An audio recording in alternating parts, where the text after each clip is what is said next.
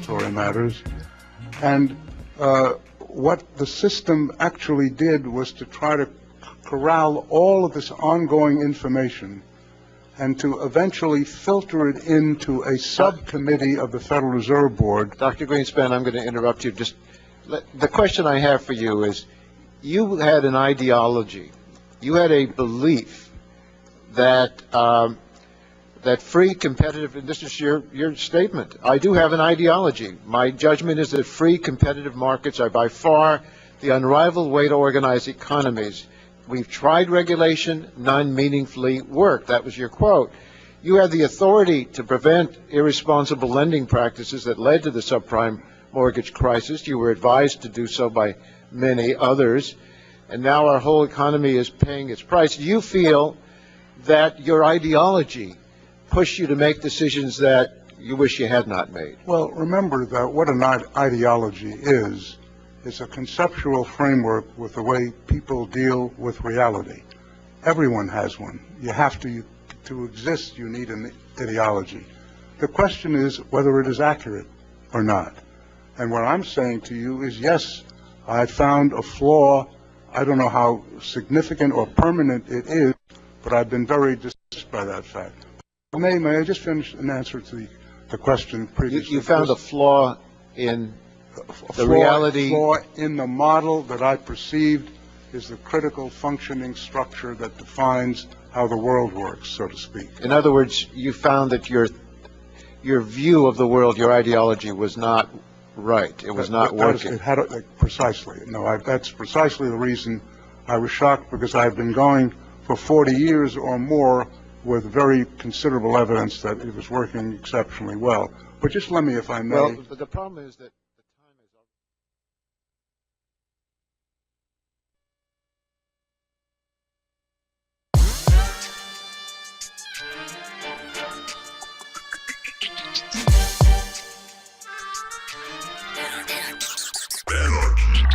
Welcome to the Michael Brooks Show. I'm Michael Brooks. We're broadcasting live from downtown Brooklyn, USA, where left is best, as it is everywhere else, with super producer Matt Leck. Hello. Hello. Chief economist, Leonard Peltier advocate, and rare boots collector, David Griscom. How's it going? Good to be back with you guys on this week's program. Elaine Yu, she's a reporter for the AFP. We just did a primer and illicit history of the uprisings in Hong Kong, and they have heated up. We're talking about the tactics of the movement in Hong Kong, the different political players inside the movement, the role of China. Is there a role of the United States? What's happening on the ground there? Then, I don't know where Briahna Joy Gray has been, to be honest. She used to be on our show all the time, but apparently she's in some type of media operation somewhere. Yeah, I got better things to do. Is it, so what is like a PR shop? Yeah, something like that. Something like that. A little outfit somewhere out in the It was something Midwest. for like Jewish geriatrics or something? I don't know. Some making the world a better place sort of thing. Some type of world make. Yeah, well, that sounds Brie. She would be out making the world a better place. Anyways, she is crew on TMBS, crew emeritus, always crew in heart. She returns for a conversation on the Sanders campaign. What's actually going on as Bernie Sanders builds this movement for transformation across the country, and the media goes to war against him? And why is it so important that the Sanders campaign talk about the corporate ownership and monopolies inside media as a direct consequence of their cultural and economic bias against the Sanders campaign, man, policy, and movement? We got to get to that. Shout out indigenous peoples marching against the Bolsonaro's regime's cuts to healthcare, destruction of the Amazon, and new student uprisings in Brazil as more and more and more Lava Jato revelations hit. And a big win for the center-left in Argentina. Could it be, as Dilma Rousseff said, the beginning of seeing light at the end of the tunnel? For this past several years, reactionary U.S.-backed forces in Latin America. That could be possible. We certainly hope so. We'll get to that. And the post-game, we're going to all tell you what we think of this Jeffrey Epstein thing. Because I think we might need to throw the conspiracy theorists the keys to this one. At least the smart conspiracy theorists. Update on Kashmir. Reference the conversation we have with Murtaza Hussain on it. We'll get back to the Indian repression and the very real danger of conflict with Kashmir. What actually de-radicalizes people? Talking about Scott Atran, even as Brexit threatens the extraordinary accomplishments of the Northern Ireland Good Friday Accords, all of that and much, much more on the post-game. It's my birthday, so become a patron. Thanks, everybody. But first, let's talk about ideology. It's probably not going to surprise anybody watching or listening to this that if somebody says, or most people, if somebody asserts that they are non-ideological or post-ideological, you're usually talking to the most ideological people on earth. We're not talking about building buildings or the best way to serve a tennis ball or some other technical function. When you're talking about politics, when you're talking about economics, when you're talking about broad social forces, and you say, I look at it non-ideologically, you are deeply and profoundly in ideology, almost 100% necessarily. And almost certainly that ideology is some form of neoliberal centrism. People on the right tend to have very little problem identifying themselves somewhere on an ideological map. The left, as it has reemerged, you're seeing more people quite willing to say, no, I stand somewhere, and I stand somewhere for specific reasons, whether or not I'm talking about myself as an actual progressive or as a socialist, and so on. Pete Buttigieg and Kamala Harris exemplify an idea of what now is called, and particularly called in Democratic primaries, of pragmatic progressives. And they claim to not be governed by ideology, but in fact by what is possible. Kamala Harris had a profile written of her in the New York Times several weeks ago, which seemed essentially almost directly laundered from Harris campaign talking points, that talked about how her focus was not on macro interventions or really any structural change, but in engineering the power and the bureaucracy of the federal government to help those most in need. And that may or may not be true in certain cases. We can take those policy debates on their own terms. Clearly, from her criminal justice record, there's very important areas where that is absolutely not true. There's other areas where it may be true in a minimal sense, but the problem is that the crises that she wants to deal with in a limited way are, of course, the fundamental byproduct of the system that she so steadfastly refuses to challenge. A denial of ideology in its purest form, because you believe your worldview is not created by political and philosophical conclusions, but by a quote-unquote objective reality. I've talked with Daniel Bessner about the incredible danger of those block terms in politics, terms like national security, the economy, these large macro terms that actually mean very little in real practice and have vastly different meanings, implications, and experiences for different people depending on where they are. It's very profitable to be a post-ideological politician because you can gesture to problems in our society. Lack of health care, inequality, even student debt, without having to focus on the system that creates these very same problems. It's not surprising, and of course Buttigieg just oozes this. This is why someone who on paper is a ridiculous candidate for president, a mayor of a college town in his mid-30s, would, in the best of circumstances, should be asked to maybe do a few more things. But we actually know that primarily what he's known for are some extremely disturbing things on race policing and gentrification. But because he is a McKinsey guy and a Rhodes Scholar, and because he speaks in this non-ideological way, he's able to sort of massage the erogenous zones of the media. It's not surprising that Buttigieg and Harris are the lead with billionaire donors over Sanders and Warren. Most progressives are able to recognize this, but struggle to understand why we argue that it's really important that Bernie Sanders is in fact a socialist and is in fact leading a movement when compared to Elizabeth Warren and some of her very, very good ideas.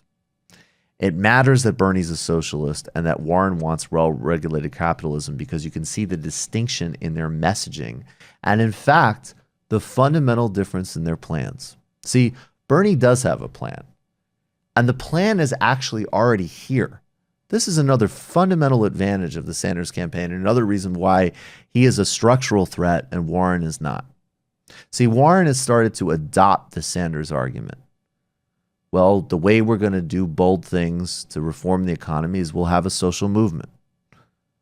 Well, Bernie's social movement is here now because that is the structure of the campaign. That's the warning messages on ICE raids. That's the immediate solidarity with the attacks on abortion rights. A caller recently noted to me, even with Tiffany Caban, who heartbreakingly came up short in her district attorney's race, that yes, Warren and Sanders both endorsed her, but Sanders' campaign was sending text messages, directing people to help on the recount, treating it like not just an endorsement, but part of a national organizing effort. Bernie's political revolution, not me, us, versus she's got a plan. Can you hear the fundamental distinction here and the fundamental problem with, yes, in some respects, although I will always say, look, you cannot vote in a fully humane and progressive way if you ignore foreign policy. Elizabeth Warren, unfortunately, has both a very bad record on foreign policy in key areas and has not moved significantly on it. Sanders, in some areas, has a very good foreign policy. In other areas where he has been weak, he has actually moved and begun to articulate something different. So that always needs to be noted. But Bernie's rhetoric goes beyond the moral. People should have health care. To the political, people should be able to have control over their life. And having health care should not be governed by your employer or your wealth. It goes beyond fixing a broken system. It actually begins the fuller steps towards seriously democratizing our society. Same thing with student debt. Universal forgiveness versus conditional forgiveness. That's Warren's plan. It's better. It's not Kamala Harris's work in as well. I mean, in fact, Kamala Harris's plan, I won't even go for the cheap joke. I don't see how Kamala Harris's conditionality of student debt on starting businesses in underserved communities doesn't turn into another major accelerator, as if there aren't enough, of gentrification, at least in places like New York and San Francisco and many others. But why the limit? Why the means test? Why the unnecessary technocracy? Why the division in something that actually should be just a universal liberation for all that will pay enormous democratic and economic benefits? When Bernie talks about the billionaire class and names particular individuals, he's working to build class consciousness out of an economic system that creates losers to create winners. This is far different from Warren's rhetoric of a rigged game. Both want to change the system, but Bernie and his movement, they want to transcend it and reset it, and they don't have a romanticism about what existed before. You know, it would be cheap and ridiculous to compare either Sanders or Warren to Trump. A lot of people try to make that cheap, stupid comparison with Sanders. But if one wanted to make the only viable comparison there is, it would be that Warren, in some respects, points to an imagined past. Now, I won't lean on that argument because I think that's an academic argument and it can maybe be elucidated in a certain way. But for purposes of sort of campaign tactics, we shouldn't be cheapening and smearing either campaign with that comparison. But there is a fundamental understanding in the Sanders campaign that, yes, has the game been rigged in different ways? Has there been times where obviously America was far better for workers in the middle class? Without a doubt. And that's why in some ways, as radical as Sanders' campaign is, as we always say, I mean, from Harvey K to Adolph Reed, there is a major part of Sanders' campaign, which is just simply that the New Deal and the Great Society were great in many ways. They were building a really good social democracy. They were stopped because of racism and because of structural impediments, because of the racial dynamics of our society. Bernie Sanders wants to complete those programs in a fully democratized, universal way that transcends and resets the society.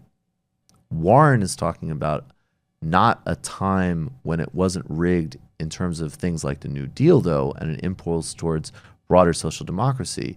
She still talks about being an ardent capitalist and has a commitment to the mythology of a game and a system that has never worked for a broad set of working people. And to the extent it did work, it was because of labor gains and redistributive policies, not because of an ethical capitalism. And one needs to take that in and absorb that, even if one does not want to fundamentally change the market system, because that is an objective historical reality.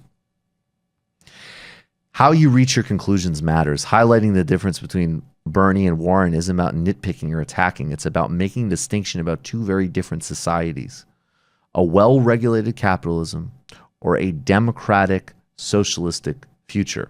I might add a well-regulated, technocratic capitalism, because if you still are playing in that game, you are still going to run the risk of creating additional bureaucracies in people's lives that they don't like. And bureaucracy is totally distinct from size and scale of government. You deal with something like the NHS, you're dealing with little to no bureaucracy. You're dealing with a big, excellent institution that gets you healthcare. And to the extent there's problems with it not getting you healthcare, it's because of New Labor and Tory privatization and cuts, period. That's it, full stop. The difference between Warren and Bernie Sanders' plans are important because while they both address the failures of U.S. capitalism, Bernie's plans are set on taking us for the next fight and our transition to a truly better and more sustainable world. And yeah, please jump in. Yeah, I mean, and I think hitting on that point is so important. The last point about Bernie Sanders' politics and that how they're laying the groundwork for the next fight, which is the idea that it's not just about mitigating some, symptoms that we're seeing now, but actually pushing them even forward to saying like, all right, things are bad now, but we actually have a vision for a much better future that's going to function better than any kind of imagined past that's ever existed. And that's where you really start to, are able to mobilize people in a much broader way than I feel like the Warren campaign's been able to. Definitely. Well, and I think, yes, that fundamental distinction of not me, us versus she has the plan still also speaks even. And again, I want to say our viewpoint is socialist, but I think even in that broader democratic impulse, that the training of the technocracy to off-source those decisions so that she has a plan, they have a plan, so-and-so is so smart, versus we actually have to do this. And then that actually points to a structural contradiction in the Warren campaign, right? Because they've caught up with the Sanders argument. And now anybody, I mean, Jon Favreau acknowledged recently with Brie that whether or not you elect a Sanders or some centrist whatever, that you need to have a movement behind you to do anything. So she has a plan, but also I have a movement is a fundamental contradiction. Like, that's not a dialectic. That's a contradictory impulse of what we're actually doing here. And if we've learned anything over the past years, especially with, the many failures of the Obama administration when they had power, right? When they were in control of, all branches of government, the inability to be able to put forward a love program was certainly one of, their personal ideology itself. Definitely. But also, we have to have learned this lesson that to be able to make any change, you need to have a massive groundswell of people to do it. You can't just put people in elected positions and then expect things to change. And that's another reason why the fact that there's a political movement that's outside of the electoral game itself with Bernie Sanders is so important. That it's really mobilizing people in their communities to be involved, that there'll continue to be a political force even outside of election time.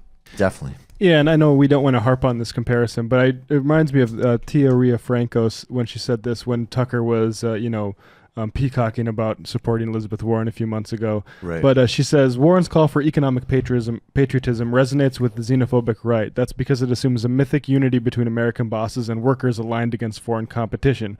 But workers and bosses' interests cross borders. And it kind of reminds me of, like 5 years ago, this was much less certain, but the term progressive was sort of the main banner, right?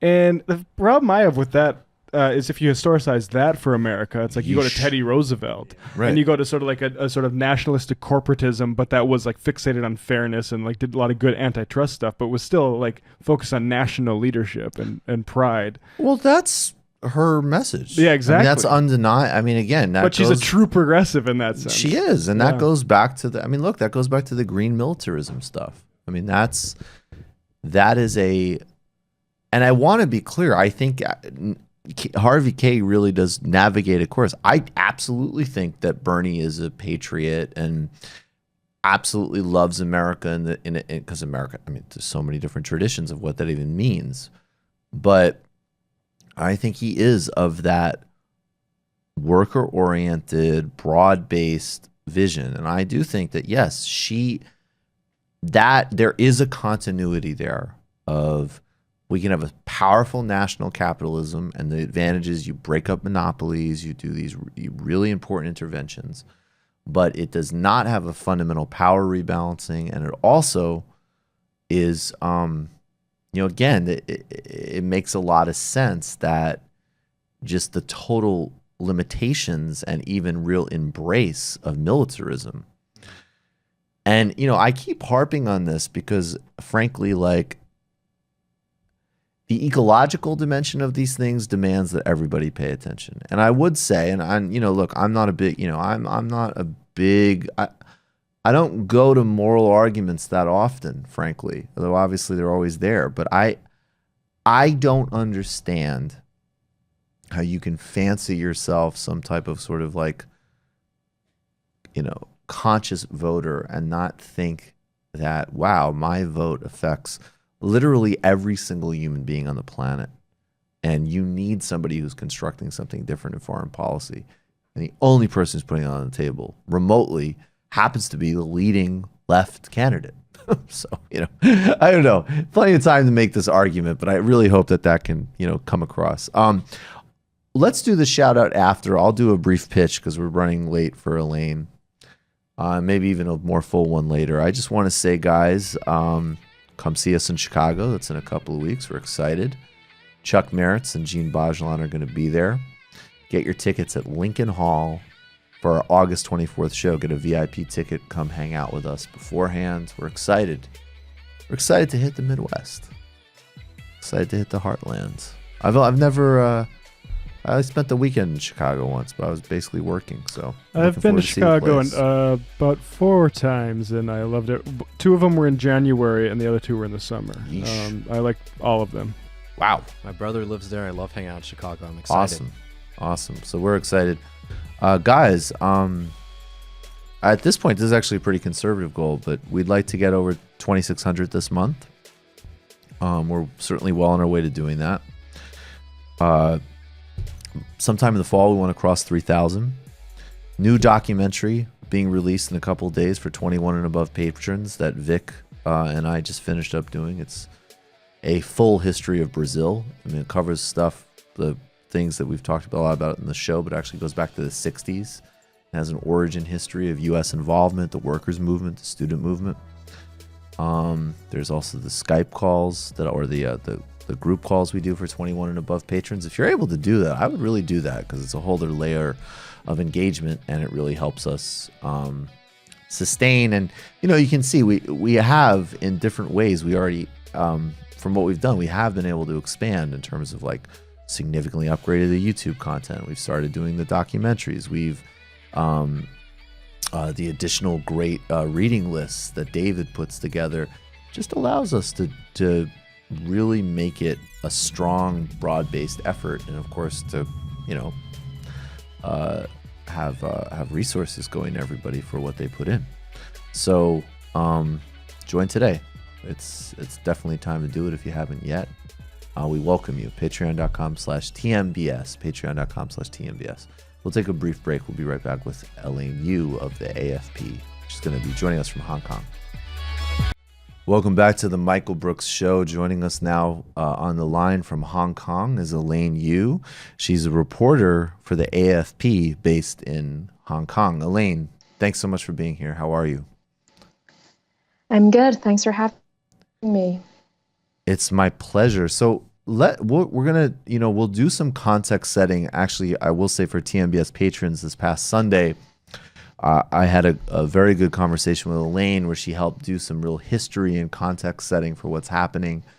But there's a lot of activity right now. So can you just tell us maybe what's happening at the airports from a movement perspective in terms of the uprising in Hong Kong, and what are the latest signals that the Chinese government is sending with regards to the protests? Right. So chaos gripped Hong Kong's airport yesterday, on Tuesday, as pro-democracy protesters staged a very disruptive sit-in that paralyzed hundreds of flights, and police eventually had to fire pepper spray in the airport. And two men thought to be undercover cops for Chinese were also surrounded, and one was beaten as well. So the last day definitely sees the stakes being raised for the protests, and Beijing is also sending increasingly ominous signals that the unrest must end. And state-run media even showed videos of security forces gathering across the border. So you can really feel, the stakes are rising now. And those security forces are People's Liberation Army forces specifically? They looked like military forces, but of course state-run media has their propaganda and their message that they want to show, and they have adopted a very hardline rhetoric. But of course it's a part of their propaganda. But now people are seeing tensions are running so high, and we are seeing unprecedented levels of chaos and some ugly scenes at the airport as well. So the last 2 days really at the airport has become a sort of turning point for the movement, and we're for the first time seeing real signs of splinter in the movement as well. Are they still occupying the airport, and could you tell us what those splinters are, and then maybe more broadly, can you start explaining the different factions inside the sort of broader kind of like Hong Kong movement generally? Like, what are the forces that are aligned with labor and the left? What are the forces that are maybe more nationalist? That type of thing? Right. I think the splinters right now, or the signs of divisions we're seeing, is very much focused on tactic and how to keep the movement going and how to escalate it. So to understand yesterday's scenes at the airport where two men thought to be undercovers were effectively detained and zip-tied. So to understand those scenes, there are two important developments that have happened. The first is that police have recently disguised themselves as activists to make arrests, and that has sent paranoia soaring among protesters. So they have dressed themselves in the signature black T-shirts, and they wore the gas masks with the pink filters that protesters have been wearing, and they started making arrests. So their sense of paranoia is really pronounced among protesters right now. And secondly, the second context is that a woman was severely injured in the eye. She was reportedly shot by police in the face by a beanbag round, and her eye was reportedly ruptured, and people were saying she could lose her vision. And that's why starting on Monday, you're seeing the airport completely occupied, and you're seeing the phrase "an eye for an eye" graffitied and scrawled all over the airport. And there are just imagery of, this bleeding eye everywhere. And it's really the center of anger for protesters.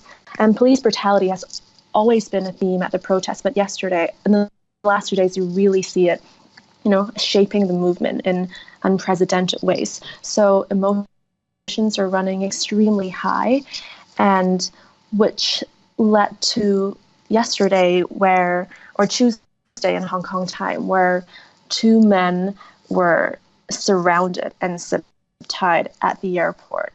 And one was turned out to be a journalist for the Chinese state-owned media Global Times, the editor-in-chief of the Global Times confirmed that one of the men were their reporters.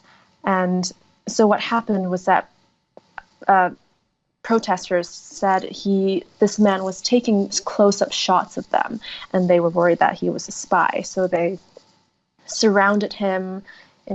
He was tied, by plastic straps, and you could see, some cuts and bruises on him as well. And there was this sort of mob that surrounded him, and paramedics had to really fight their way in and, rescue this person and send him onto the ambulance. So, yeah, these ugly confrontations are unprecedented as of yet. And the divisions are pertaining to, wow, a lot of people online on a very popular forum where people have been discussing tactics are saying, it looks like we really made a mistake yesterday. We have to, set ground rules for this movement, and how come, what led to yesterday. We really have to have some internal feedback or ways to self-correct, essentially. And so, yeah, and because that's interesting, because one of the other things that's been striking me about the protests is the incredible ingenuity of like occupying different areas, then kind of like moving out, going somewhere else when the authorities come. I've also read that even things that you might not think about but are really important logistically, like having prepaid Metro cards that are handed out to people so that there's speed of movement, but there's also, I just want to acknowledge we're playing some of this footage. It's very disturbing for people who are watching it as I talk over it. That there's the Metro cards, and that also when they're prepaid, that makes it you can't track people's purchases in the same way, and obviously that makes it more difficult for the authorities to surveil. Can you bring us back now to the different phases of what this movement is actually demanding? And maybe now it's changing significantly as things continue to accelerate, but in order to do that, could you at least take us back? I know I'm asking a lot, but to 1997 and the origins of one country, two systems, and how that fits into how things are playing out now. Yeah, everything is absolutely connected in that way from, way back to 1997. So Hong Kong was handed back from British rule to Chinese rule in 1997 under the promise that Hong Kong would be guided by this principle of one country, two systems, and would be able to retain a very high degree of autonomy. It would have freedoms of speech and assembly, which doesn't exist on the mainland. It would have an independent judiciary, and it would mean Hong Kong would have law, which is very much cherished and the bedrock of success for Hong Kong. And so Hong Kong was promised that. And it was also promised to have universal suffrage, which is that everyone, ordinary people, can vote for their leaders. And that was a promise enshrined in the mini constitution called the Basic Law of Hong Kong.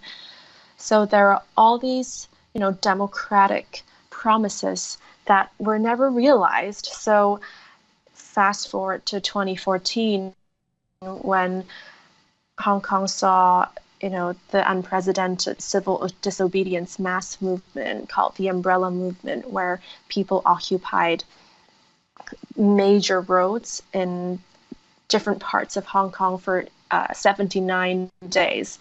That was something that no one saw happening, but that was completely spontaneous and sort of grassroots and organized, just, bottom up by the people. And they were calling for the right to elect their own leader, which is selected by a very small group of people and eventually appointed by Beijing. They're saying, the Constitution promised this right to us, let's have it. And that failed. And since then, we have seen a crackdown on dissent and on opposition by the government, both Beijing and the local Hong Kong government. And, in the past 5 years since the Umbrella Movement in 2014, we have seen freedoms being eroded step by step. And we see the courts being politicized to go after effectively dissidents and active pro-democracy activists. So, and the latest movement was sparked originally by this bill, right? This reviled bill that would have allowed extradition to mainland, which would mean exposing people in Hong Kong familiar and used to rule of law to China's judicial system, which is, a cause for major alarm for all sectors, from business to legal to workers. It's just a large cross-section of society who could be caught up in this. So it started with this bill, but we're in the 10 weeks of this protest movement now, and since then it has morphed into a call for democracy again.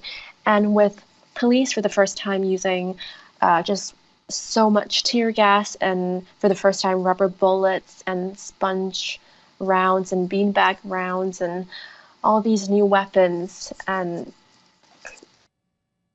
which they say are used to disperse largely peaceful protesters, but also some more confrontational and violent protesters as well. A new rallying call has been for, against police brutality and for an independent investigations into these allegations of police violence. And many people think this is a very basic thing to do, that it should not be hard for Hong Kong to set up an independent investigation into police behavior, but authorities have completely refused to compromise on that point. So we're seeing a deadlock now, with protests escalating in terms of their level of force and intensity, and police violence also escalating. So it's really, even Carrie Lam, the pro-Beijing leader, who is, the focus of ire She's all the these head weeks of and all Hong these Kong, months. right? Just to tell people, Yes. Carrie Lam. Yep. Yeah, she's the head of Hong Kong, and she is,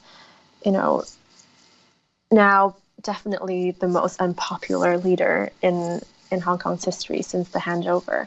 And she has just refused to compromise on all these protesters' demands. She did agree to suspend the bill, but protesters are calling for a permanent withdrawal.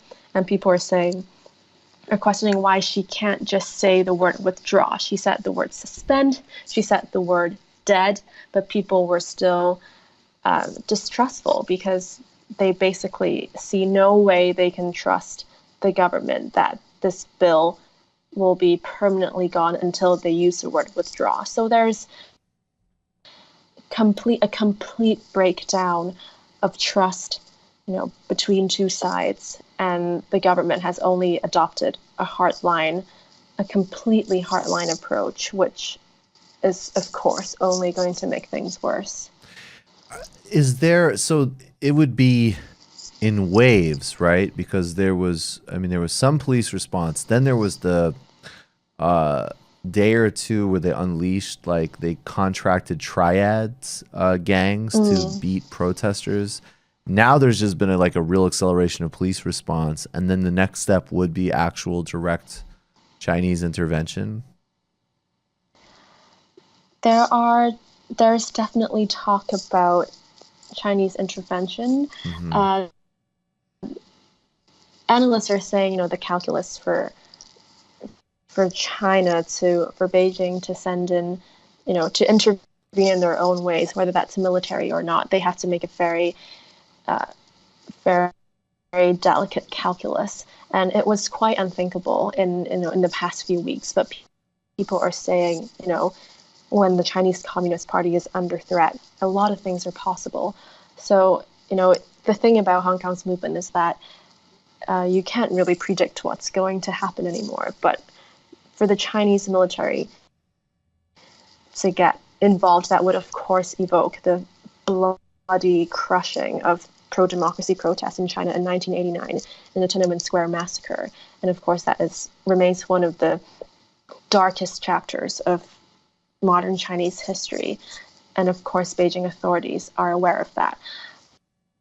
But now the stakes, have just changed. And I still think it's it will have to take quite a lot for that to happen.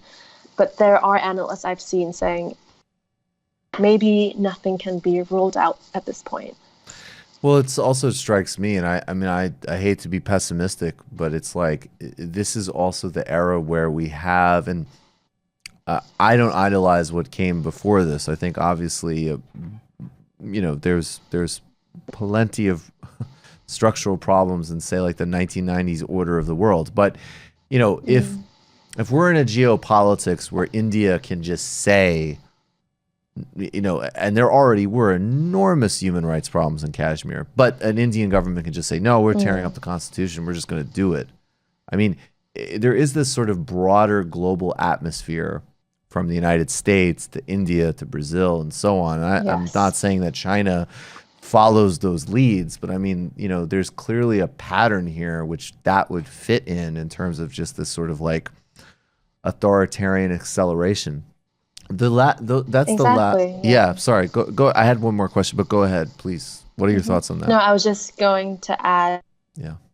Yeah, in terms of global geopolitics, with the rise of authoritarianism and all the events, unraveling, it could fit into, the broader and extremely alarming trend we're seeing globally. So just to say, you're right to point that out in a global context. Do you think that this?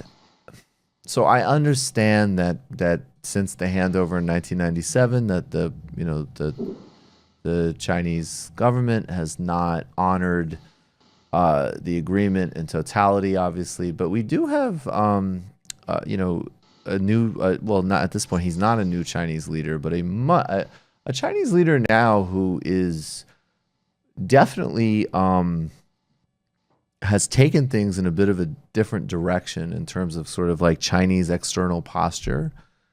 So what role does a more sort of like, and it's still relative, I mean, I do think it's important in an American audience that, like, yes, China's certainly gotten more assertive in foreign policy, and there's areas that have always been points of contention, whether it's the occupation of Tibet, situation with Hong Kong, situation with Taiwan. And then besides that, I mean, obviously the United States is infinitely more of an interferer across the world. However, we see this sort of new rhetoric, a new approach in some ways, a different stance in Africa, kind of a new great game in Africa. So to what extent do you think there's also just the specific dynamics of Xi Jinping and what's happening in a Chinese context right now?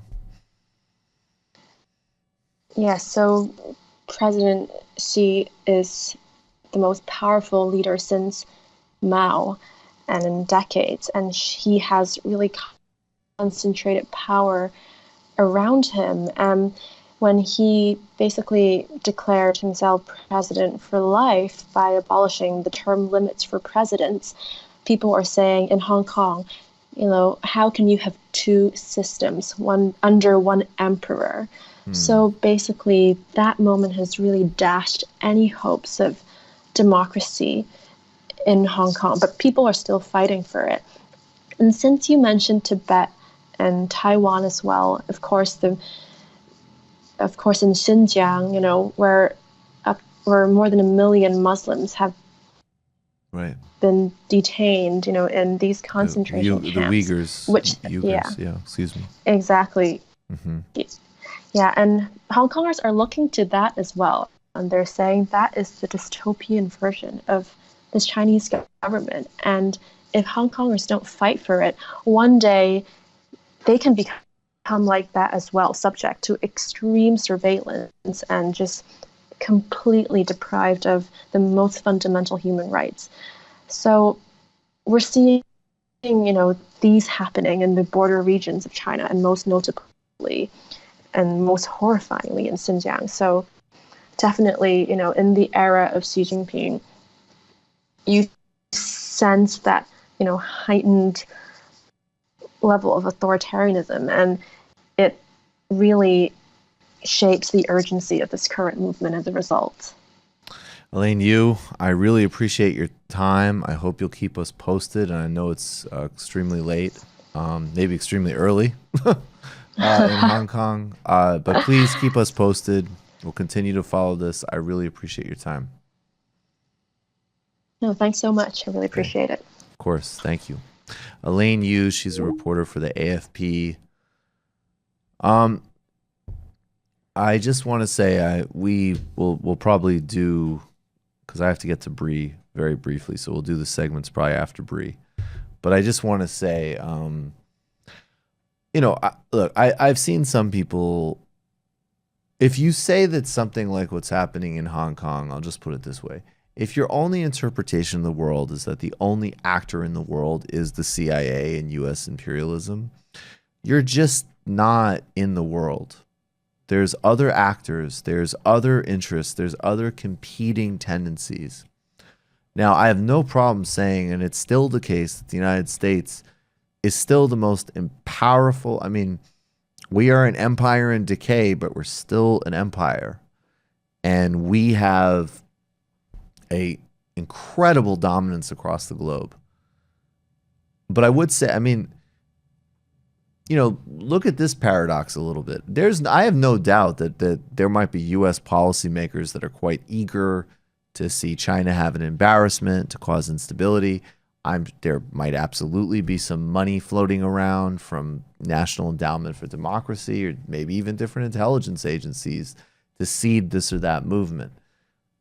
But there's one hand is, these are just movements. There's no interaction with international politics. That's impossible. Hong Kong's strategically important. It's, it's run by the second largest superpower in the world. There's always a U.S.-China relationship. Then there's everything that happens on the planet is engineered by the CIA. Sorry, that's not how the world works either. Some things are, but not every single thing. And then there's I think very much the reality of this situation, which is that it's absolutely organic. People are absolutely terrified. Their rights and concerns are absolutely real. Elaine is a great reporter, and she's covering the whole terrain. I think for purposes of this show, we're going to be particularly concerned, obviously, about the labor sector as an example. And Hong Kong, for all of its immense inequality, was, as an example, a headquarters where independent labor union monitors could at least get some transparent information on, as an example, Apple's sweatshop labor, in partnership with local Chinese companies, right? That would be totally eliminated by the repression and crackdown that has already been being in the process of happening in China. And then, and also just be real regionally. I mean, this is China's sphere of influence in their own sort of sense of empire and influence. And again, this is where I flip, right? Like if China and Russia can play a marginal role to stop, to fight the just disgusting U.S. blockade on Venezuela and the endless attempts at regime change, particularly in Venezuela, but also actually, there's clearly Cuba and Nicaragua strategies is there as well. And we also know even about the U.S. role in Brazil. Never discount the regional hegemonic influence. And frankly, it goes for Russia in less of a scale than China, but it goes for Russia too. So, could there be involvement from our agencies to enhance an instability and a conflict? Yes. Are the conditions behind that conflict and an uprising real, legitimate, and organic? Yes. And is the Chinese system, even as it is the Chinese government, certainly is not, just definitionally does not have the weight in the world that the United States has. But if you think that China, look, if you're arguing for multipolarity, which is that even if other systems are, extractive and corrupt and repressive and so on, but you want blocks in certain areas, sometimes that argument works. If Russia and China help stop the invasion of or regime change in Venezuela, that's great. That's just pure power counteracting. But in the bigger picture, if you actually want to generate a world that maybe is actually a post-empire world, not in some utopic sense, but really we've actually managed to find a different way of doing international relations, and we've really actually moved to some post-capitalist modes of production and so on, then obviously not going to be embracing the Chinese model of globalizing international relations either. And it would just be, pure naivete and apologetics to try to justify Chinese foreign policy or that system. And I think that what is happening in Hong Kong could get extremely awful. And being honest and intellectually coherent about it does not subtract for a second from calling out, and I forget calling out, attempting by whatever means that we have at our disposal in our society to attempt to democratically dismantle our empire. There's zero contradiction. And that is also, frankly, the ethos of this show, right? I mean, it matters to the extent it's possible to develop these truly internationalist outlook in bonds. A major part of this uprising is labor, and also more broadly, even as we critique liberalism and so on, I think that particularly if, for those of us hanging out in places like Brooklyn, let's not be naive about how much we like a certain set of those ranges of protections, and we'll want them in any system. So that's my sort of post-game spiel on that for people who are going to hit me up with, I can't believe you didn't ask. CIA propaganda hour. Well, you trade some. They traded me free Lula for CIA Hong Kong. People need to understand that global intelligence isn't quite so centralized, although Langley is a good hub. Yeah. Yeah, but and just that, there aren't, I think it's so important to make that someone like Noam Chomsky would never for a second say that America was like some type of special, unique empire from like a moral perspective, right? Like he would say it fits in a pattern of empires, and empires are bad. And yes, you could pay particular focus on the United States if either, A, you're a U.S. citizen, or B, you just want to say we need to focus on the most powerful and destructive one. Absolutely.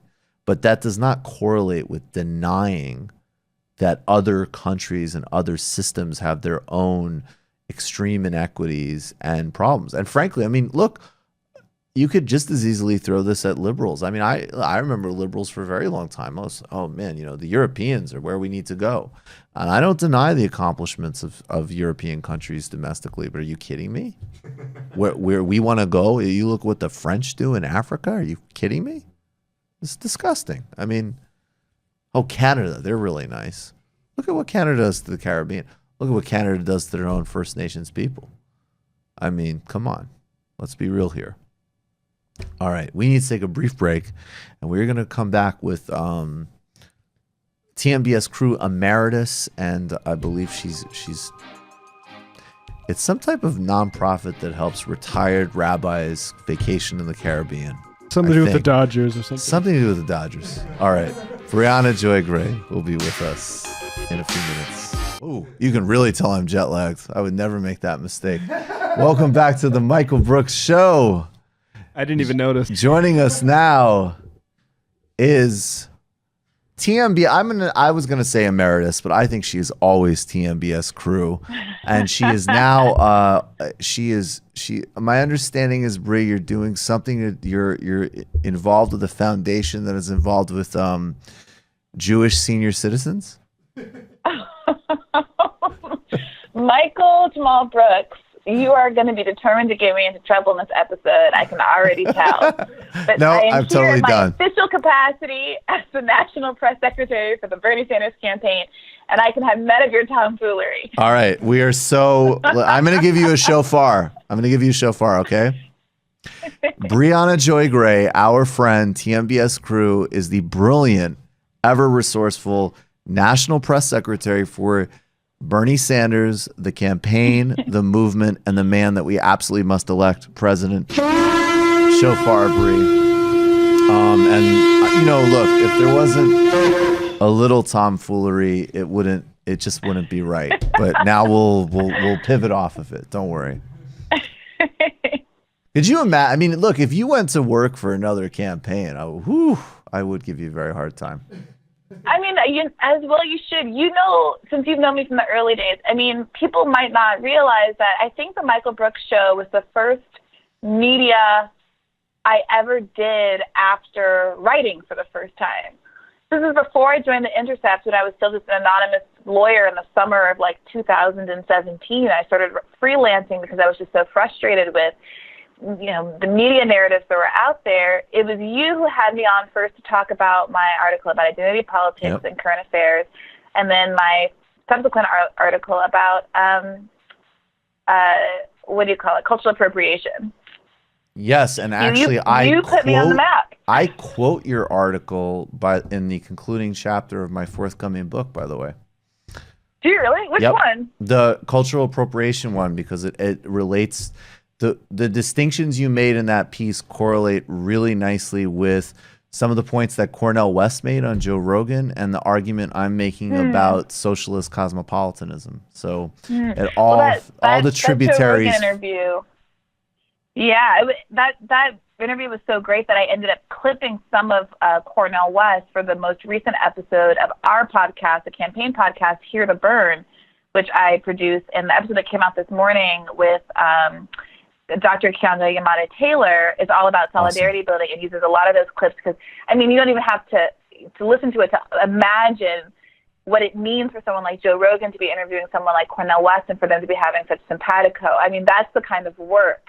That's the kind of gains to trade, accessing those kinds of gains to trade is the kind of work that, a successful political campaign needs to be able to do. And having him as one of our surrogates, it really helps me know that we're on the right track. 100%. I want to start by asking you, I want to get into this sort of primary juxtaposition, which is really intensifying now between what Bernie Sanders and the campaign are actually doing and the just kind of, just this relentless media barrage against them. We talked about this with Crystal Ball a little bit a couple of weeks ago, and we gave our thoughts as, sympathetic outside analysts, in my case of, a full endorser and so on.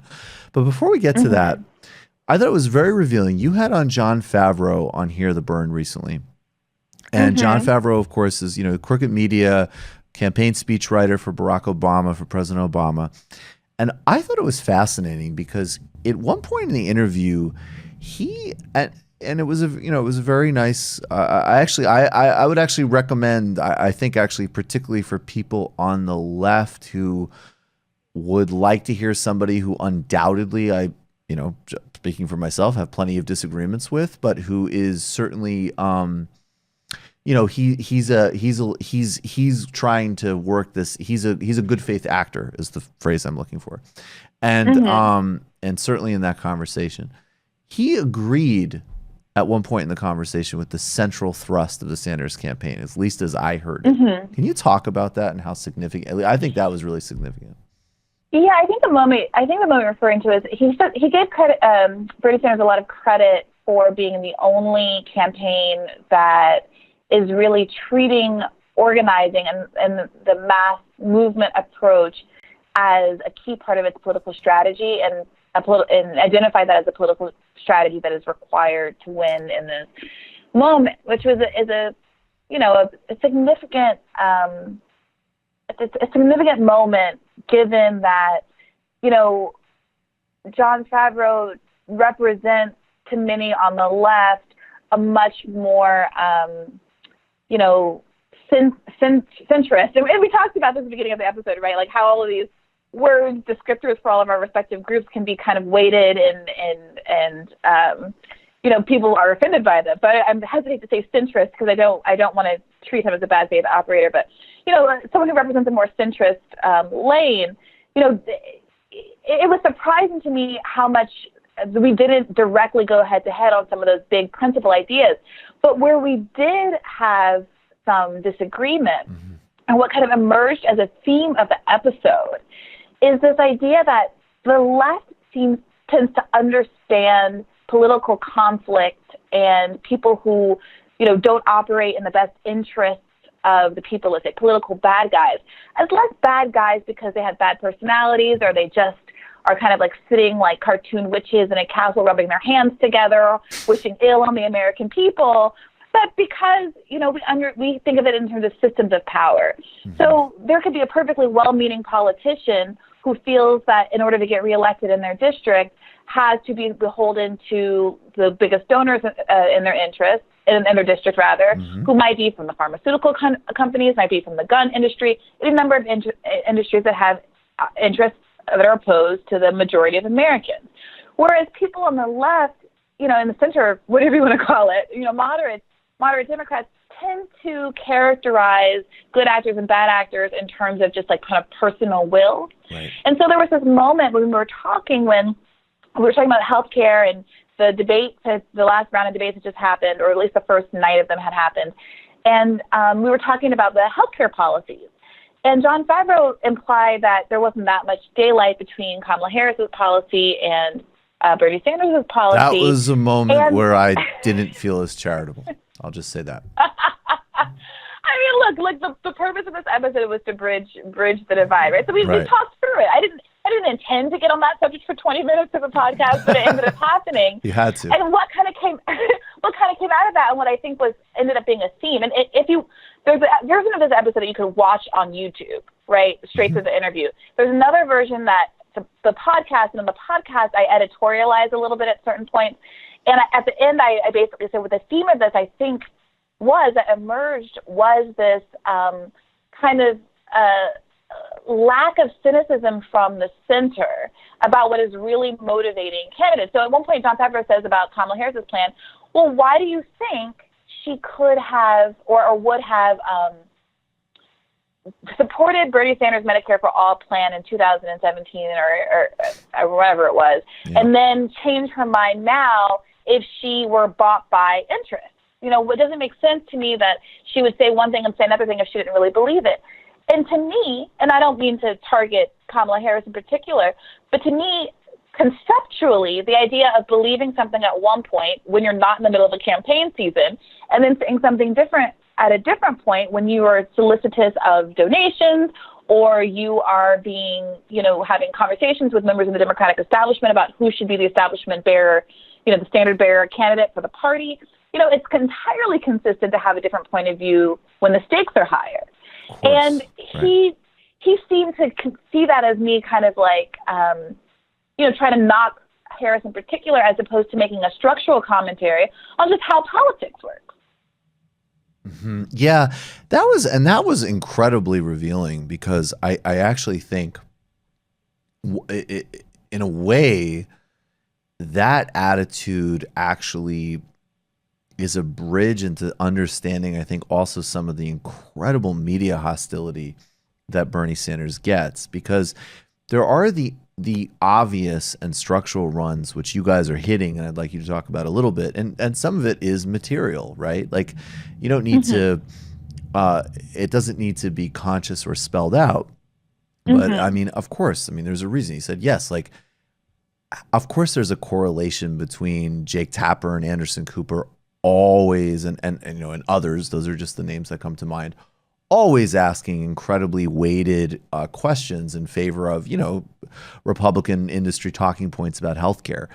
Is that, look, if the CNN lineup was primarily advertised by, the UAW and the Teamsters, the guiding lines of the questions would obviously be different. Again, you'd have to be in my opinion, you'd have to be extremely naive to not understand that. But I think that actually is the social part of the problem, which is, I think that there's a material thing that is being run up against, but then there's actually also that there's a lot of folks in media who don't even necessarily see that part, the material part of it, and they actually are kind of socially offended by pointing out the obvious. So you have this weird relationship where you guys are saying something that's actually like pretty obvious to a vast majority of normal people, but the filter bubbles that it goes through are populated by like the tiny part of the population that is so immersed in it that they don't get it. And I think that's maybe why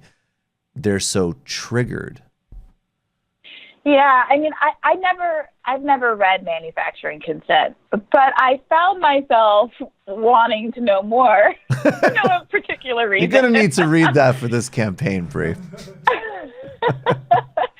So someone had put together like a little YouTube. There was a movie made, and someone put together like a summary of it. So I was watching that actually earlier today, and what I was struck by was, the media has chosen to characterize Bernie's kind of like, off the cuff, kind of humorous remarks about Washington Post and Jeff Bezos as this literal, like, oh, there's an edict from Jeff Bezos, a memo goes out, and he's canceling op-eds and dictating the editorial room, by picking up the phone or what have you. Right. When the argument is so much more subtle, and it has to do with things like the fact that the people who are pundits in journalism and creating the content for these shows are members of an elite class. And I say that as someone who was a journalist and a member, some absurd percentage of journalists went to Ivy League schools. Right. Probably in part because to become a journalist, you have to have such an incredible amount of financial outlay at your disposal to take the kind of gigs that you have to take to work yourself up,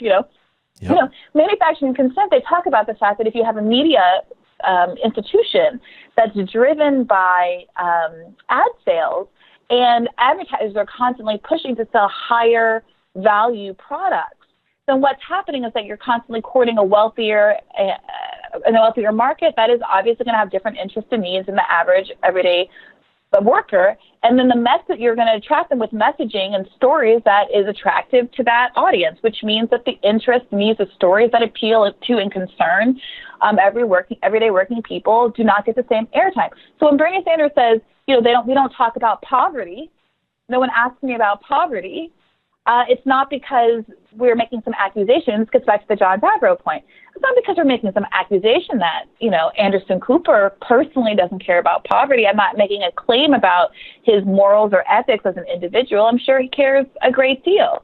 But it does say something that, we live in a society that puts us in positions where, we have a person who's famous for being the son of a famous billionaire as one of our, Gloria Vanderbilt's child, as one of our, as a figurehead on a major news network. And that's, I don't want to single him out as a one example. And again, it's not about him personally, but it's about what kind of structures exist where a certain kind of person is talking about the news, certain kinds of interests are represented, and how do you get to a place where there's such an extraordinary disconnect between what's happening in the media and what's happening on the ground that, surprise, surprise, things like Donald Trump happen.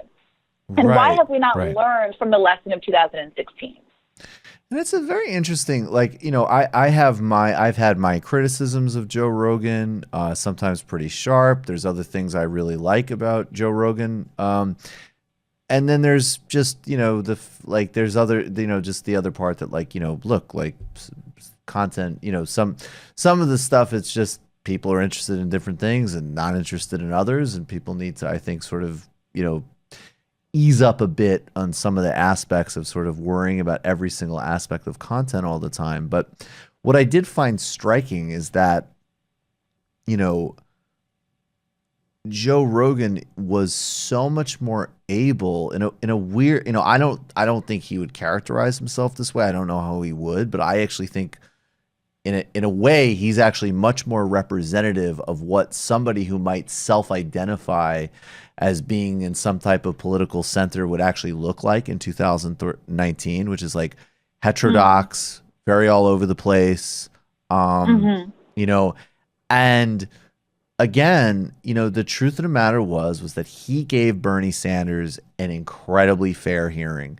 He pushed him in some ways that I know people on my side didn't like, but frankly, I've heard those questions. Not every person who's ever asked me the socialism questions or whatever are arch reactionaries who don't get it. Right. There are plenty of normal people who are super stoked and receptive about creating a humane, good society. And they have some concerns, some of which maybe are based off of some misinformation, or others of which are based off of there's human history, and some systems that have called themselves those names have been pretty bad to people. And but I think that was so revealing that it's the sort of at least some form of independent quote unquote centrism at least has the space to not be so innately offended by all of these taboos that seem obvious for the rest of us. Yeah, I mean, I guess I will admit to being somewhat naive about this until, kind of an embarrassingly adult age. But I know there was this moment where I was, again, freelancing, still just being a lawyer, and I was reached out to by someone who writes for The Atlantic. Mm-hmm. And they said, well, we might be doing something where you might be able to write for us and come on board. And I was very excited about it because, again, I was trying to escape my law firm. I remember. Then he caveated it. You remember that. You were a sounding board for me. Yeah, like I remember there was this moment where he said he admitted, okay, but FYI, because at the time I had been writing for Current Affairs, and he said, FYI, you probably won't be able to be as progressive here or say as much here. Don't remember his phraseology, but basically you won't be able to go so far left here as you can, as you've been doing so far. And I remember thinking to myself, oh, this is The Atlantic. Mm-hmm. I never would have thought for a second that I wouldn't have been able to say anything under the sun here.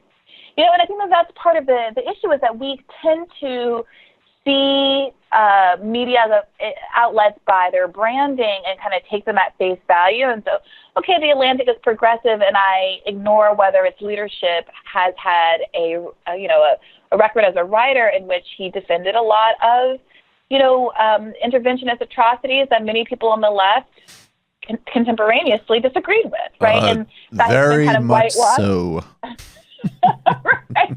Yes. Right. Like we on our media bias episode that we did a couple of weeks ago, episode 17, we look at some Media Matter statistics about which news outlet has the most skewed panels, and surprise is actually MSNBC, right, whose Sunday morning panels are skewed left only 8% of the time, to the right like some 60% of the time, whereas Fox News are more balanced, more fair and balanced than MSNBC.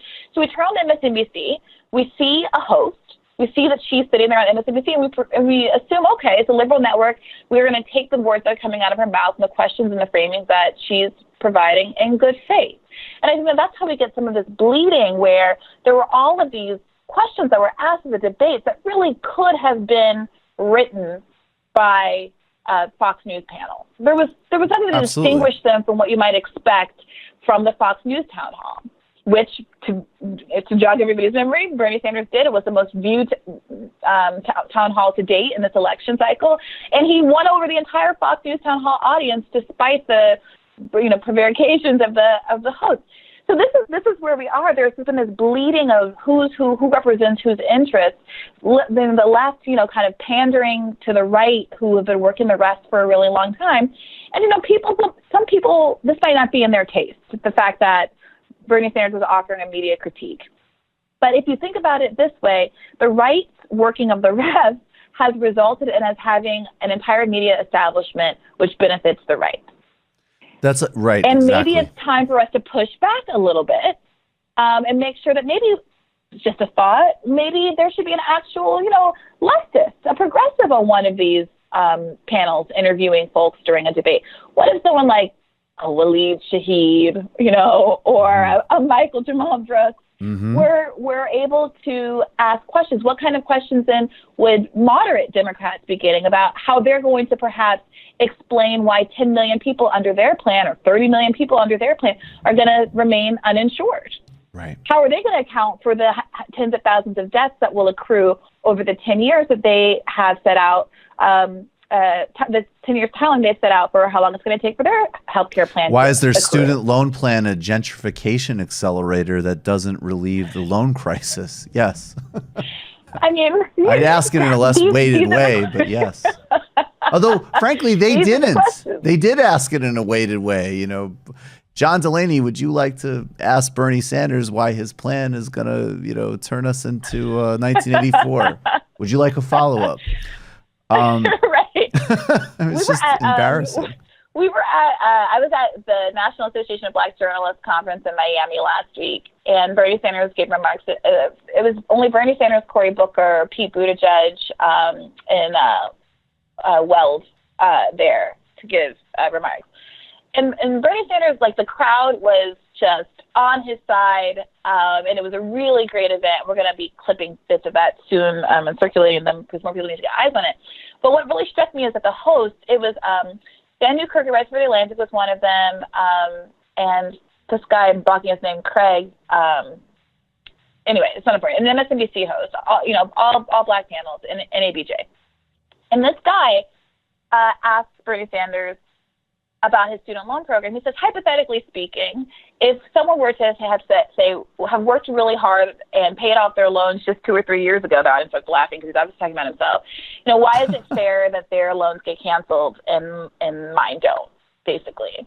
Right. And the audience treated it as a joke, but he was treating it kind of seriously. And I was really struck by this question because I have never in my life, and one, because I hear it all the time, right? I had a big fight with one of my boyfriend's friends about this exact same issue like a few weeks ago. But what struck me about it is you never hear a version of that question that says, hi, I'm a millennial who cannot own a home because of student debt. Right. Why is it fair that the government gave X, Y, or Z subsidy to a homeowner and not to me? Why is it fair that someone can own $1 million home and discharge the entirety of their interest or deduct it from their taxes, the entirety of their interest payments, but as someone who has student debt, I can only discharge up to $2,000 of my payments, and that's only if I earn less than $60,000 a year. Right?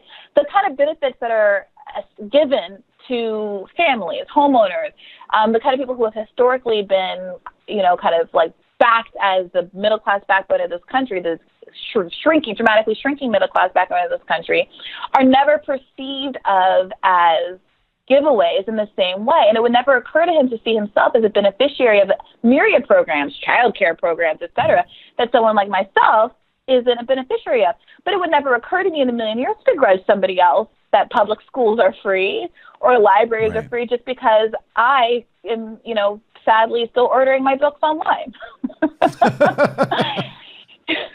Get on Amazon and get manufacturing consent, Brie. That's literally what's going to happen. I know. I'm encouraging you. I'm skipping my time with all the idealism. Just get the book.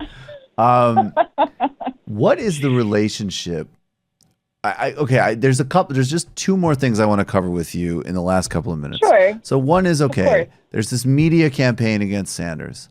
What is actually happening on the ground in this campaign when Bernie Sanders actually goes out and interacts with actual voters? Well, I don't begrudge you for not knowing that, Michael, because you don't get very much of a view of what's going on. But the crowds that we're seeing are massive, just like they were in 2016. And just like in 2016, they're being ignored. And the media is going to, I think, find themselves in for another one of these Who's Today's a Surprise moments. Bernie Sanders was in California last week. And even though we have seen this happen again and again, I wasn't in California, but every staff member who staffed the event who came back was like, even I was surprised by the magnitude of how these things are growing. Right? Like, when I got off the train, when I went to the Hahnemann Hospital protest a few weeks ago in Philadelphia, we were there trying to prevent this closure of a hospital that serves 50% black and brown, majority, 2/3 Medicaid recipient, low-income hospital that they're closing because a venture capitalist has purchased it to sell it for condos. I get off the train in a Bernie shirt, which I normally don't wear, more because of my sartorial preferences than anything else. And this, a black cab driver in the line, as we walk out of the place, immediately starts shouting, "Bernie, that's the guy. That's my guy." If you, the whole day, as you walk around the city in Bernie attire, you realize that the people who throw their fists up, I was sitting in a hotel lobby. I just randomly chosen a hotel lobby using their Wi-Fi until I was waiting for my train. And a young white guy who was on the janitorial staff threw up a fist at me when he saw my shirt. Like, it's really clear who it is that supports Bernie Sanders. We are leading with working class voters, non-college educated voters, black and brown voters, something, again, that the media doesn't talk about. And that is entirely reflected and what we perceive when we move through the world. And these are also people who don't have landlines and aren't getting pulled, right? No one can afford just to have a $20 a month extra charge for a landline when you're only going to use it when some disaster happens and the phones go down. You know, these people are often not voters, not people who voted previously, right? These people are not getting captured either by the media or by the polls. And so, you know, it can be dispiriting, and I want to anybody who's listening who feels dispirited by the media narratives or the polling, et cetera, I just really want to remind you that, you know, anytime that I start to like get a little in the doldrums, the second I'm out on the road, even in a room full of, you know, journalists at NABJ who you might suspect, oh, okay, they're more of an elite crowd, they have some privilege under their belt, all right. They're young, they're black, they're millennial, they got it. Mm-hmm. They love Bernie. The people who have a reason, a material reason to support Bernie, as you would expect, still do. And we are not, you know, this kind of narrative that we're sharing voters or competing with voters for voters with Elizabeth Warren, you know, it just doesn't pan out by the polls and the research. Can you elaborate that a little bit? Because every time, I mean, look, I think it is important, frankly, you know, at some point in a you know, look, the collegiality and respectfulness between Sanders and Warren is great. And, you know, but at some point, you know, if it comes to that, I mean, certainly I feel comfortable talking about the just very clear distinctions that exist there. And, you know, primarily, again, that's really a sort of media war. I don't hear either of the campaigns saying that they're, you know, the same thing. I see that as, you know, if anything, if I was Senator Warren or worked on her campaign, I would actually, I mean, I might see the sort of short-term benefit in all of the anti-Sanders bias, but I would be worried about the future and actually, frankly, kind of angry that some really important and interesting work is basically just, you know, often puffed up just to sort of juxtapose against Sanders. So it's really in many ways just a media, you know, fundamentally a media critique. But what hit, you know, but digging into those numbers, I think that is really important. Like his base and her base right now look very, very different. And to the extent to which those distinctions are going to matter, it matters again in terms of a media narrative that feeds a lot of false equivalencies and profound dishonesty about the Sanders record and what this campaign represents. That, you know, as I say, it just isn't even like it's the best campaign. It's just a different kind. It really is a different thing. And it's my thing. I think it's the way to go 100%. But we're not talking about relatively better in a sort of same scale because you guys are doing something different. It's a different proposition. Yeah, and this is a little bit what we were talking about in this week's episode. You know, the mass movement piece that John Favreau picked up on as the distinguishing factor, for me, is why I'm sitting here on this campaign, and I would not have left the job that I love for in any other. Right. And it comes down to this. I was having a conversation, an off-the-record conversation with a journalist, and they were telling me about, you know, they said, oh, I'm broadly a member of the Bernie Warren wing of the Democratic Party, but I think I'm leaning toward Warren. And I said, okay, like, may I ask why? And they basically expressed that there was a policy. This person, you know, is like has kind of a similar background as that I do, in terms of like education and schooling and things like that. So they said, well, I'm really into like some of these technocratic fixes. Like there's this, you know, she basically has this policy about, I think it was venture capital. It was some policy that had to do with regulating, you know, high risk elite financial transactions that he was just really geeking out over because it's something that related to his own personal scholarship and background. And I said, I really appreciate that. That is a perfectly legitimate thing to like. She, you know, has a kind of a expertise with the regulatory sector, which nobody would deny her. And, you know, that's a perfectly credible reason to like her. But let me ask you this. Do you think that if she runs on those kinds of things, do you think that the average American is going to pull a lever next fall based on her policy with respect to hedge funds or whatever it is? Right. Do you think that's going to be the motivating issue? And it's not that those things aren't enormously important, and that the Bernie Sanders campaign doesn't also have, a great deal of attention paid to regulatory matters. I mean, this is what was a backbone of the campaign back in 2016. But the question is about framing and your ability to connect with myriad Americans and identify what those shared interests are that can inspire a revolution of people who aren't just kind of charmed by what's been put on the table policy-wise, but feel an investment in fighting for them such that they will not only vote, they will get 10 of their friends to vote, and once you are in office, they will continue to persist to pressure their local representatives in order to make sure that the policies that the candidate ran on actually come to fruition. And if their local representatives don't, that they're going to vote them out of office because their lives depend on it. Yeah, that's exactly right. And again, I did identify in the opening commentary, there is, Bernie says not me, us. And that is because the constituent parts of how a Sanders administration would govern already exist now. They're being built now. That's the fact that you guys use your email list to actually intervene for states where reproductive justice is, women are under attack in a fundamental way, to warn people about the ICE raids and so on.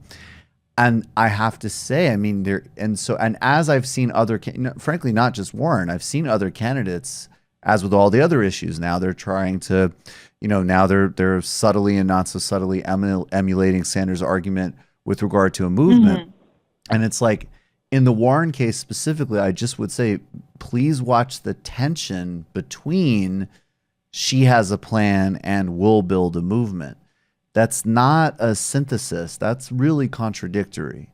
And not me, us is a through line that is coherent and fits together as a campaign and as a potential government to actually deliver what we really desperately need. I obviously agree.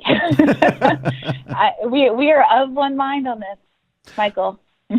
And two great minds they are, Bri.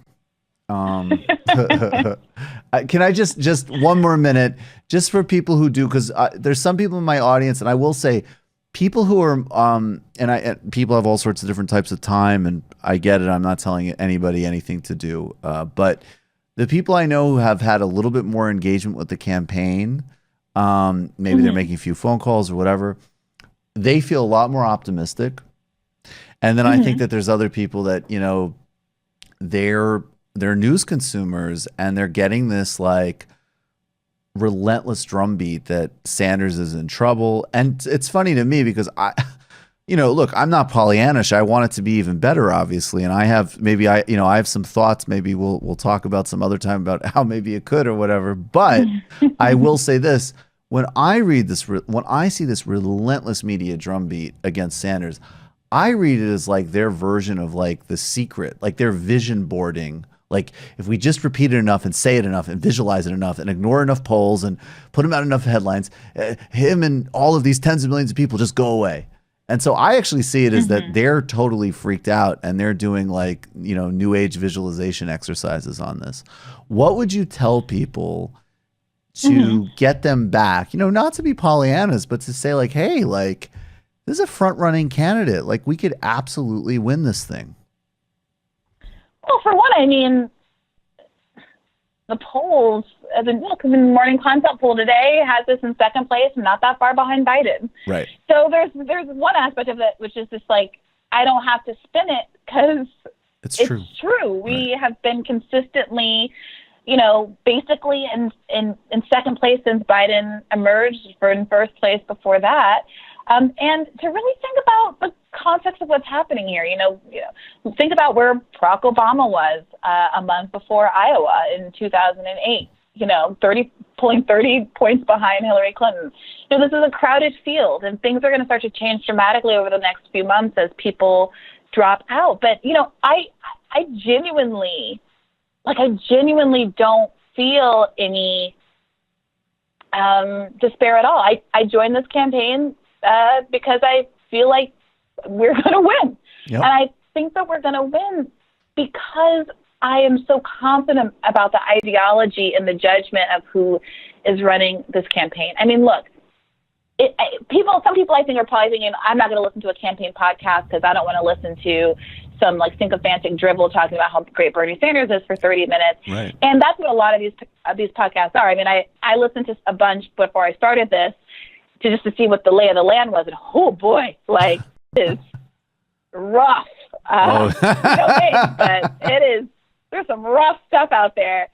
But like, we have a radical socialist, Chianti Amada Taylor, on this morning's episode, talking about how the tradition of the Black Panther Party and the Combahee River Collective can, bring us lessons about solidarity. We have very frank conversations with people, including people who don't actually support Bernie Sanders, but who support a broader left movement, and talk to them about what they think that we need to be doing. We have this podcast, frankly, maybe it's because not enough people are paying attention to it, but we are not a podcast that you would listen to and think of as a campaign podcast. And the feedback that we've been getting back, and we just want to scroll through our iTunes reviews, which I'm really proud of, is that this is a podcast which helps me understand why I like Bernie Sanders. This is a podcast that I can share with my mother or my family or my coworkers or schoolmates who aren't already bought in and who might be turned off by an overly zealous message, but who, it teaches concepts. Yeah. I think before every week, why do I like Bernie Sanders? Why do I identify as a leftist? Yep. And then I think about broader themes, like how do I understand power to work? How do I understand movement building to work? Should we do an episode about unions? Right. Should we talk in some historical detail about what unions were able to achieve to a generation who doesn't have as much exposure to unions because they've been basically abandoned by both parties historically? And let's also talk about what happened there historically and why Bernie Sanders is so different and how he's able to be so different, because he is not captured, isn't taking the donations, and isn't buying into the corporate funding game that caused the demise of unions to begin with.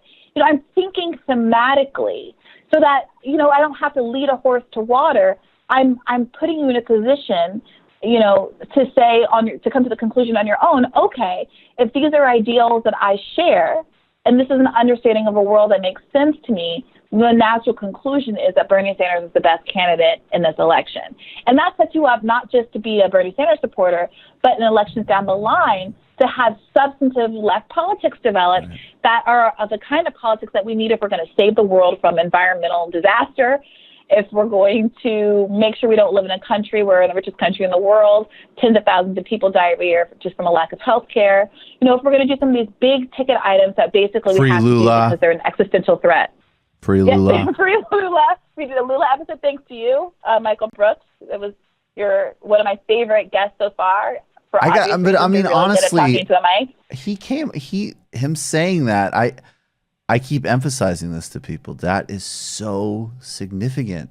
There's a courage in it. There's a vision in it. There's also an understanding of how the world works that you have not seen in modern politics, and most people would like as a foreign policy. So definitely listen to Here to Burn. That's actually a really important pitch. It's absolutely not and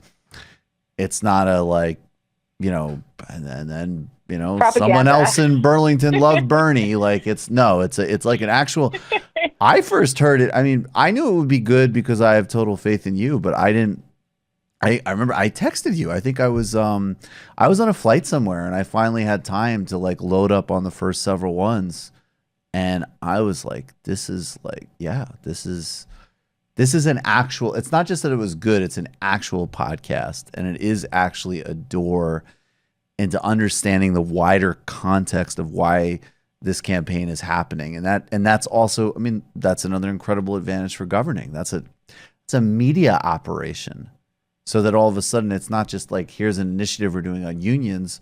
Exactly. Here's a history of unions. Here's why there's things unions achieved in the 1920s or 30s, 40s that are still helping you today, even as they've been so clawed back by Republicans and obviously many Democrats. So And Briahna, people need to know that history, and thank God Cardi B is out here helping remind us how great SDR was. I keep telling people they don't know how lucky they are to have Bernie Sanders, Cornel West, and Cardi B. Like they don't quite get it. It's a cool gang. That's like they don't know how lucky they are for those three right now. Briahna Joy Gray, she is the press secretary, national press secretary for the Bernie Sanders campaign. TMBS crew for life. Bernie is gonna win. Bree, thank you so much. Thank you, Michael. Pleasure. All right, folks. Let's start. We'll get to, maybe we'll do the shout out last. Let's let Bree's optimism soak in for 10 seconds before David tells us something horrible about the global economy. I want to echo it though. She, like, this is a very winnable campaign. And the thing that's actually really striking to me right now is like, with each day passing, the more it's like the primary is the battle. I mean, you don't want to get ahead of yourself, but I'm just so confident that if Bernie Sanders wins this primary, he's going to beat Donald Trump's ass. Oh, absolutely. Debs would have loved to be in this position. Debs would have loved to have been this, but I wonder what would they look, these sniveling mediocrities that would have been interfering with Debs. Like, I agree, but however, shut up. Debs gets 10 million on Rogan. Wow. That would be good, actually. I wonder what what is the dialect of that time? Oh, I can't. Can you have to go in like read EL Dr. O'Reg time. Yeah, it's like you ever drank moonshine? Well, no, but I defend your right to sip it and distill it. Like, wow, fuck, that's awesome. Opium den culture would be a big part of it. Have you ever smoked opium and laid with a Chinaman and realized that we could be living inside someone else's dream? Well, not personally, but I don't think you or the Chinaman should be criminalized for this. Wow. Fucking A, you're a different candidate. Joe Rogan and Eugene Debs. I took the swears at the end of the episode. That should be all right? Whatever. Give me 2 F words. My birthday, YouTube, you son of a... David... Oh, do we have the fixed graphic yet? Yes, yeah, it's all fixed up. Okay, great, because that was really becoming a problem. All right, go ahead, man. Yeah, so we got a couple quick things. We have the Uber fizzle, so bad news for the Uber Corporation. So good news for everybody else. Well, for Uber headquarters. Well, ever since their I can't do this, baby. Travis Kalanick. Travis Kalanick. Yeah. So ever since their IPO, we've now had a little bit of time. Their IPO obviously was very, very disappointing. And now, the second quarter of business for Uber, they've seen their largest losses since they've existed as a corporation. Pretty striking number, $5.2 billion in losses. And people are really freaking out because obviously Uber has always lost lots of money, but its revenue is down and its growth is very, very, very slow.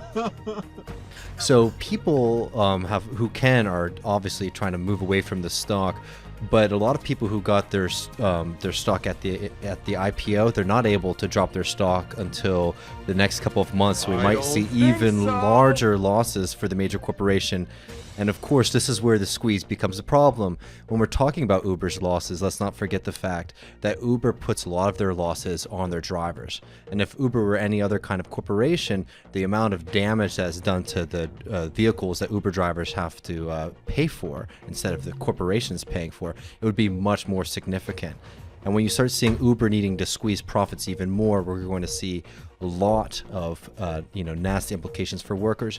And we're already seeing major layoffs in the Uber Corporation. 400 people have lost their jobs in the past couple of months over major layoffs. So we're definitely seeing a corporation that is very much panicking and is much more aggravated by the fact that it has so many public investors now who are demanding even more profit. But on the other side, let's talk about good news. Yes. Well, that was good news. It is good news. Yeah. Good news. Say, baby, put down that pipe and get my pipe up. Good news in our fight. Good news in our Well fight done. for $15 an hour. Now that New York City has been implementing minimum wage increases for restaurant workers since 2013, we've actually been able to study the effects of minimum wage increases for workers. And surprise, surprise, increasing the minimum wage is good for pretty much everybody. Shocking. So a study that came out from the New School and the National Employment Law Project found that since 2013, since the minimum wage increases, which have been going up, a little bit by each year to now reach $15 an hour within the city of New York, the restaurant industry is thriving in New York City. Restaurant industry, we should also mention, has the highest number of minimum wage workers in the industry.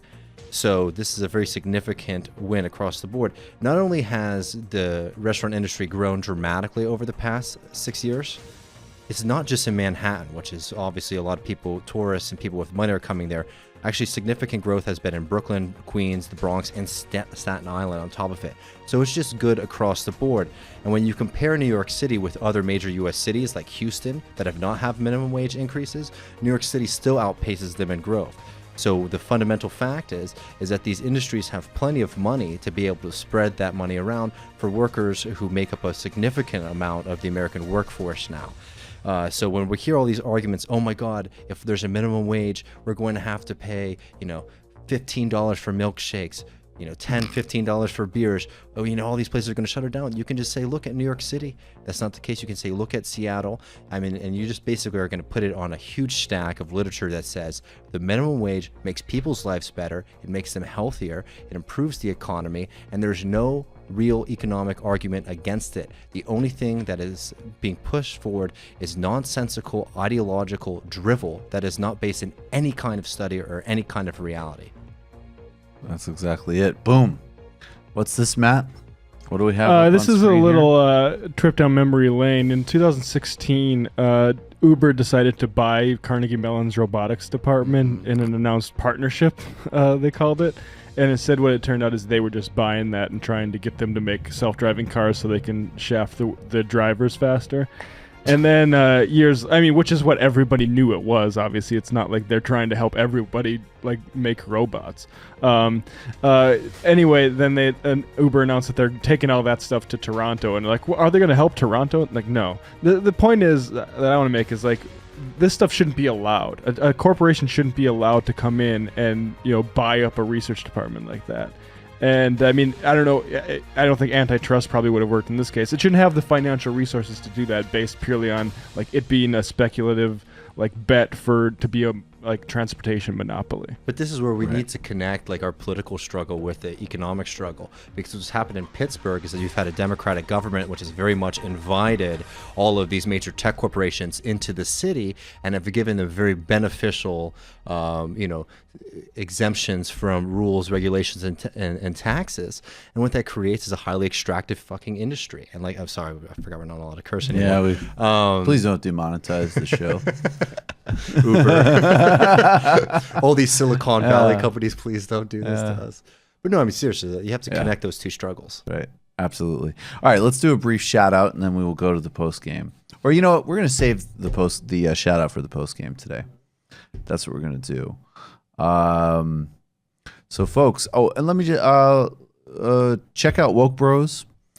Definitely subscribe to the Black Opinions Matter feed. Waz and I do a great show called Woke Bros. You hear Waz on this show. We cover slightly different topics, fairly different topics mostly, sometimes similar topics, but with a different flavor. Produced by the great Rob Lopez, masterminded by the great Jade Hoy. And also, I need to get better at this. I'll just say I just did a sit down with Connor Habib, who's a fascinating guy. We had him on for patrons recently, Spirituality and the Left. But he's someone who has just a range. Honestly, he has an MFA. He's a porn star. He's a writer, activist, podcaster, and I was lucky enough to be on his show, and it was a very, very interesting conversation. So check out Against Everyone with Connor Habib on Patreon and iTunes. And the episode before me was with Billy Bragg. So heavy hitters. All right. And of course, I want to thank each and every one of you. I want to thank the whole team, David, Matt. I appreciate everybody immensely. This is it's my birthday. I think this is basically 2 years we've been doing this show. And we're in this, like, I mean, obviously talk about this more later, but I mean, there's even like, as we plan this stuff out, I mean, we're even planning the scenarios. What are we going to do in catastrophe? Donald Trump is reelected president. We're not going to stop. We're going to continue to fight as long as we can. And this content matters. So what does that actually look like? Okay, the consensus is we want to try to go to sleep. Joe Biden, somebody like that is elected president. What do we do? Wow, Bernie, we did it. We have this incredible generational opportunity. How can we be a part of that? We're thinking and planning, and that's always actually taking us deeper into the history, the context, and the past as well, which permeates everything we do. So we're proud, we're growing, the community is really strong, and much more ahead. And obviously my book is coming too. So I just thank all of you. Become a patron if you haven't done it yet. Let people know about it. Nice little other threshold on YouTube, crossing our first 67,000 subscribers. We want to definitely get above 100,000 sometime in the fall, along with over 3,000 patrons. And then we'll really start talking about all of our numbers and goals. All right, folks, we'll see you in the postgame.